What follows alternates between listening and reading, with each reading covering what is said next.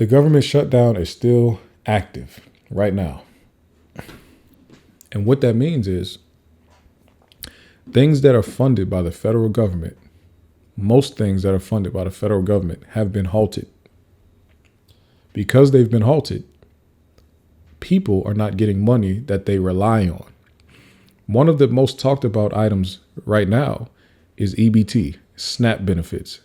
In other words, food stamps. Food stamps are on hold right now for the 50 states. Now, what I did find out is that Washington, D.C. has its own SNAP program, pretty much like a local SNAP program. So they actually funded their local one, right? It's not based on, but D.C. is a federal city, but it's not from that budget, the federal government budget. They actually have their own money that they give for food benefits. So in D.C., they actually still gave out benefits. But let's read, because this is very, very interesting to me. Hold on, man. Hold up.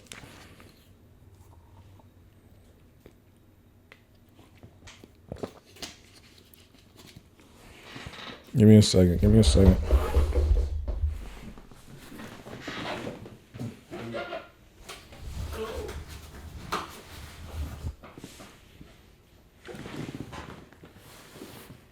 Okay.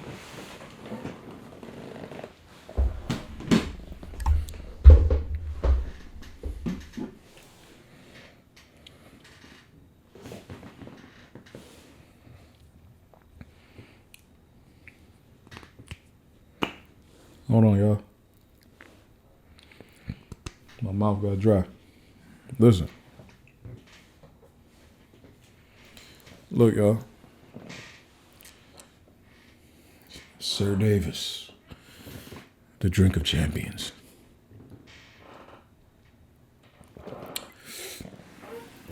No. SNAP benefits. Let's read this article. Balance zero. SNAP recipients go without food after benefits don't arrive. This is a tragedy.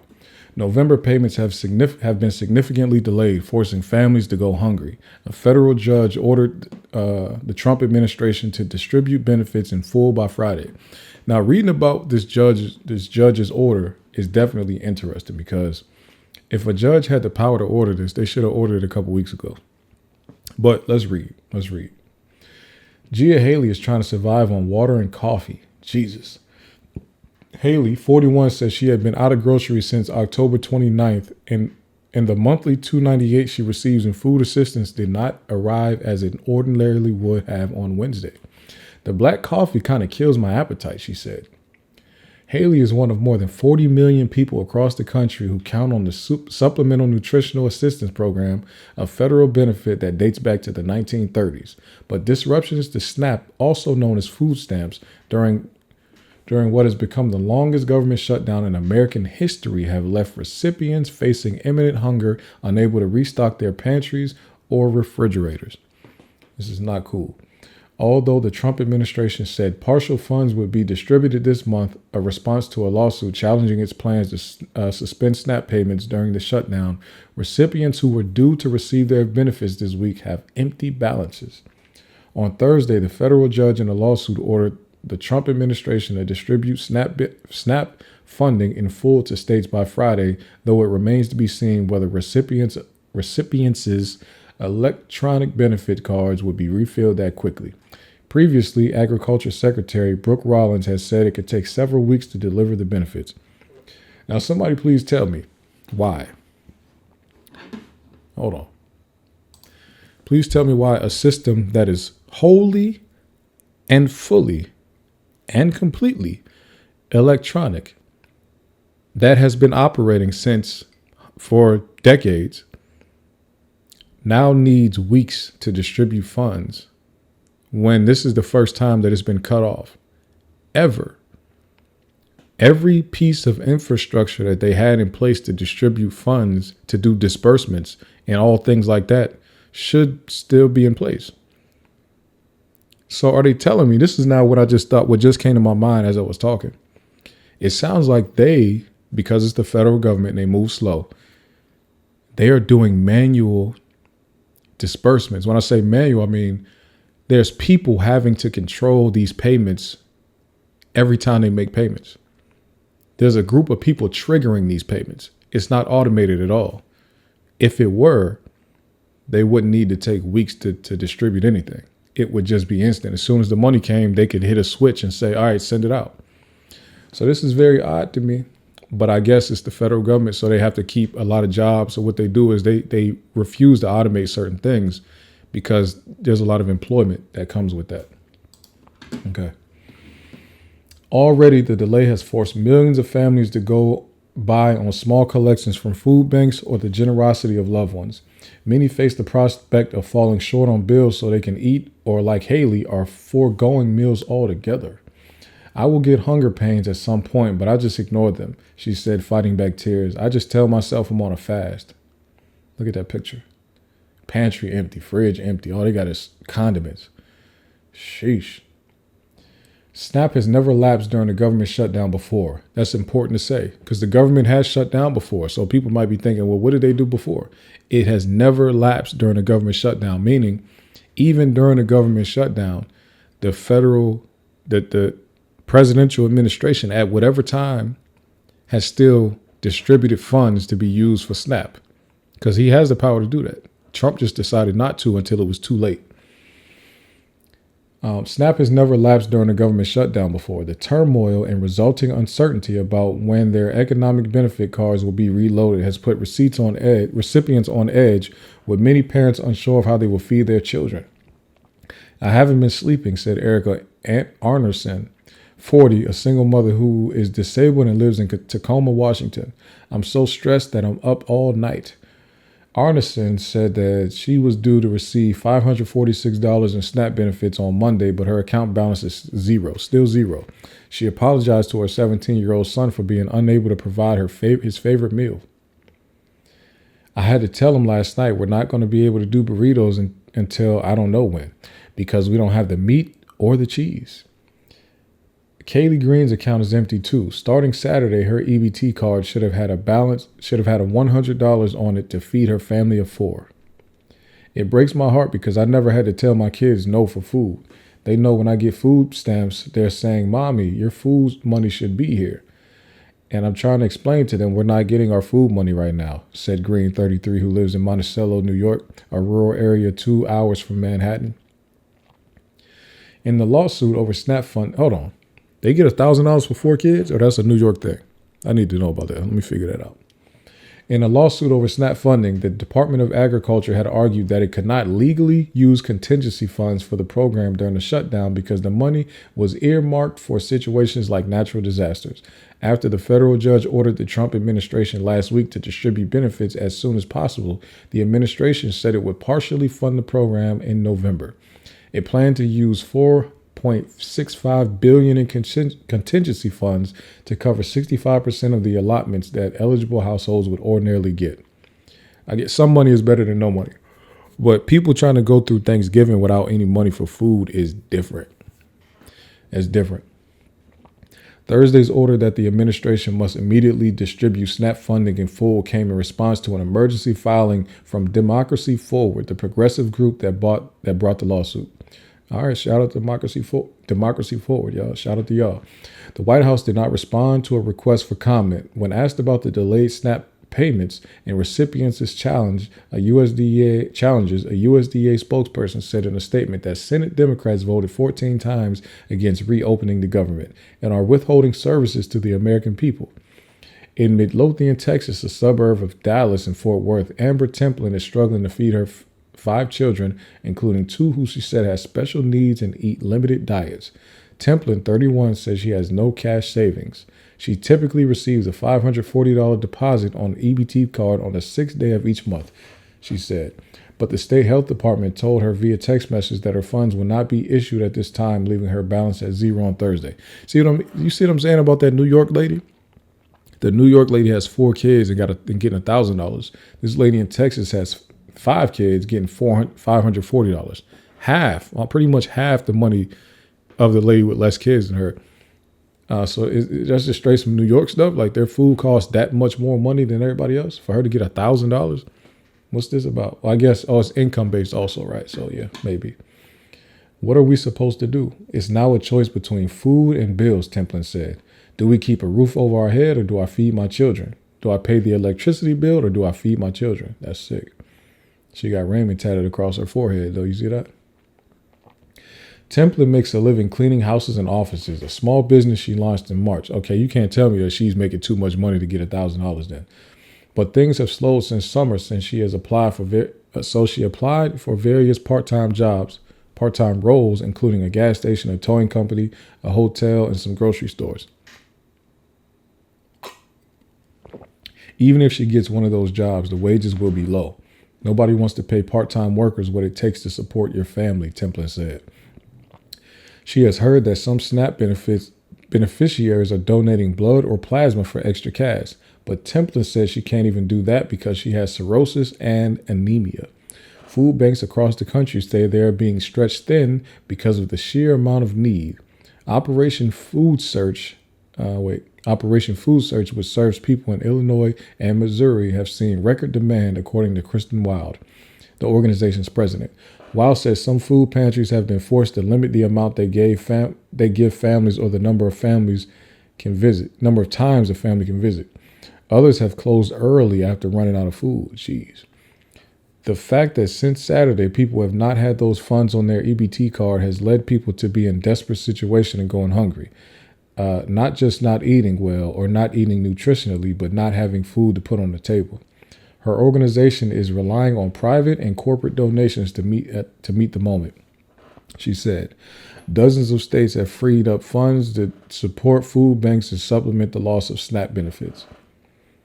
Look at this. Now, I thought this was interesting. This actually shows, like, you can see each county and what percentage of that county is getting SNAP benefits. I'm an interactive map junkie. I went through so many of these counties and pulled up the actual county to see the demographics of the county. Look at this one. I found in Cameron, Texas, there are 426,000 people, right? Let me show you something. 426,000 people. 89% of that is Hispanic. Cameron, Texas, down here. 26% of that county gets SNAP benefits. That's 105,000 people getting SNAP benefits in that county. Right?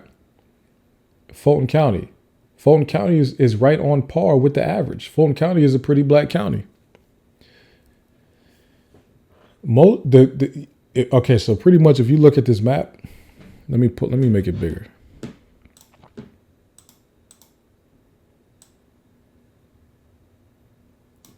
If you look at this map, the lighter areas are counties with a lower percentage of SNAP beneficiaries or SNAP recipients, right? Excuse me.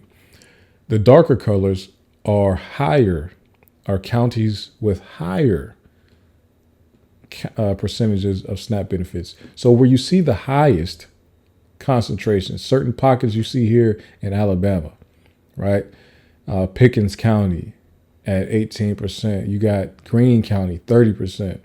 Hale County, 27.9%. Perry County, 39%.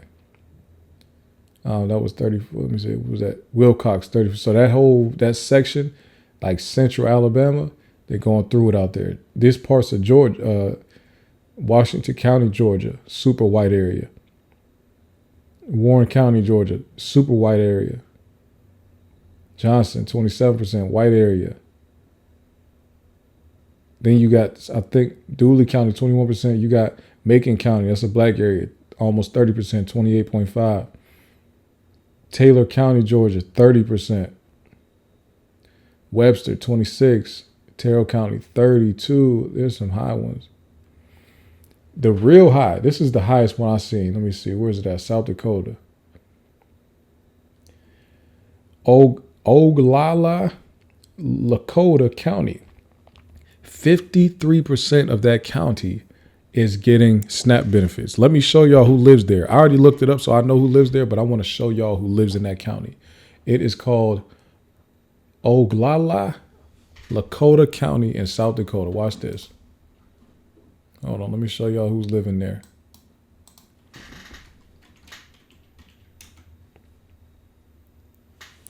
Let me show y'all who's living there. There's only 13,000 people there, okay? However, let me show y'all who's living there, in case you didn't realize it. 91% Native American.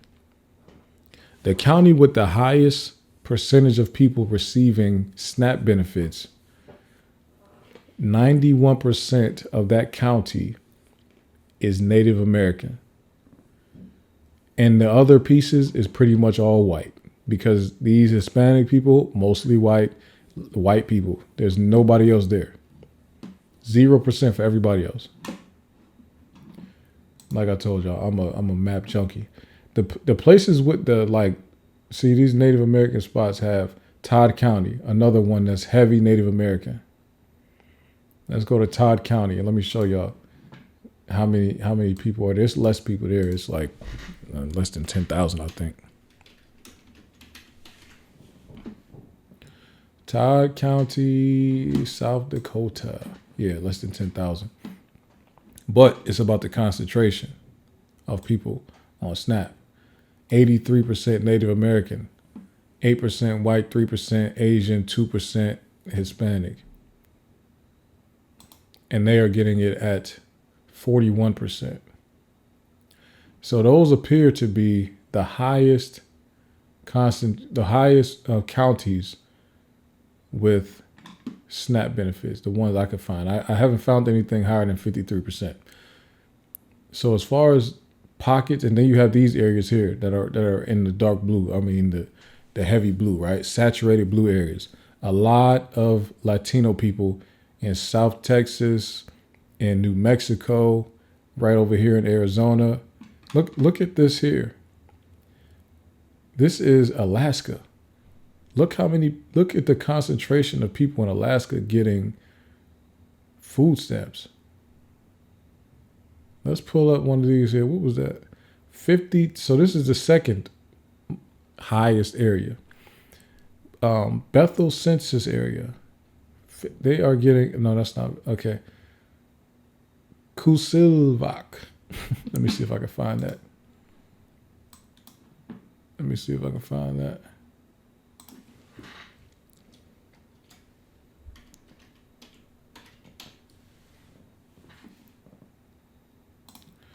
There's only 8,000 people there. But let's see who's living there. 86% Native American. So what is it about? This is the thing, right? This could go on a whole different conversation. What is it about Native Americans in the places that they live that have such high concentrations of people receiving SNAP benefits? Now, of course, there could be some laws in place that we don't know about where they just say, hey, if because of what happened to Native American people in this country, if they sign up for it, they'll get it no matter what. Maybe there's some type of rule like that I don't know about. But until I find that out, I'm going to assume that there's nothing like that, right? I'm going to assume that there is nothing like that.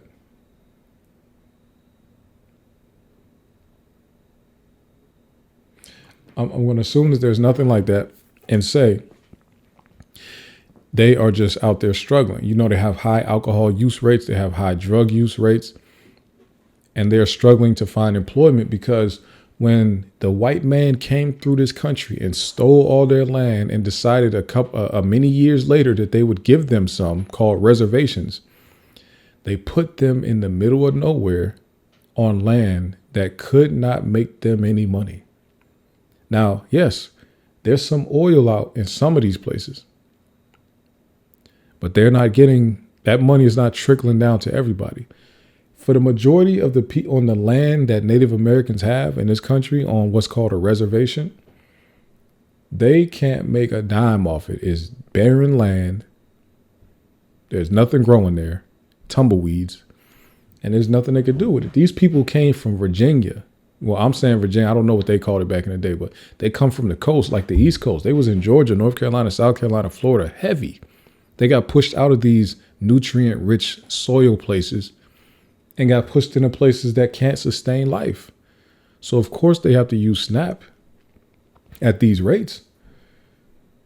You understand? Matter of fact, look at this. Oregon has a lot of counties with some high concentrations of EBT for SNAP benefits.